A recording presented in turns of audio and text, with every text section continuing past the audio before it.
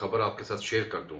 अब इनका ये प्लान है कि पंजाब में मौजूदा सिस्टम को मफलूज करेंगे, नतज कबूल नहीं करेंगे, क्योंकि ये हमारे बाप का मुल्क है।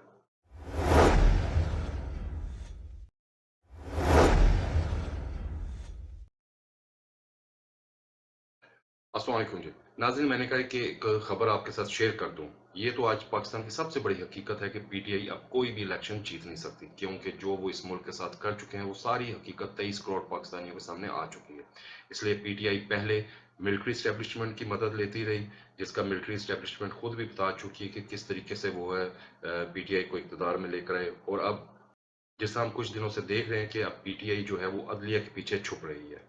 और अब इनका ये प्लान है कि पंजाब में मौजूद वो ब्यूरोक्रेसी के अफसरान जो किसी किस्म की धांधली में पीटीआई के साथ नहीं देंगे, इनको पंजाब से बाहर ट्रांसफर करवा दिया जाए, ताकि पीटीआई को एक दफा फिर इंतखाबात में अपनी मर्जी का रिजल्ट लाने में मदद मिल सके। इसीलिए 22 अफसरान की लिस्ट जो है वो तैयार की गई है कि जो लाहौर हाई कोर्ट में दरख्वास्त दी जा सके, और पूरी कौम को मालूम है कि पीटीआई की दी हुई दरख्वास्त पे कैसे अमल दरामद होगा।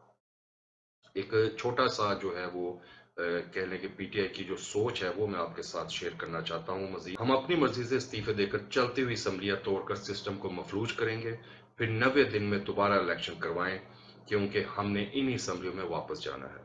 अगर आप सिक्योरिटी और माली बहरान की वजह से इलेक्शन में ताखीर की बात करेंगे तो हम सुप्रीम कोर्ट से अपने हक में फैसला लाएंगे। फिर हम लाहौर हाई कोर्ट जाकर रियासत के 22 अफसरों के इलेक्शन से पहले पंजाब में 22 अफसरों की इलेक्शन से पहले पंजाब से बाहर ट्रांसफर की दरख्वास्त देंगे, क्योंकि ये अफसर हमें पसंद नहीं है। और जब सारा कुछ हमारे मुताबिक हो जाएगा तो फिर हम इलेक्शन लड़ेंगे। अगर जीत के तो ठीक, वरना नताइज कबूल नहीं करेंगे, क्योंकि ये हमारे बाप का मुल्क है।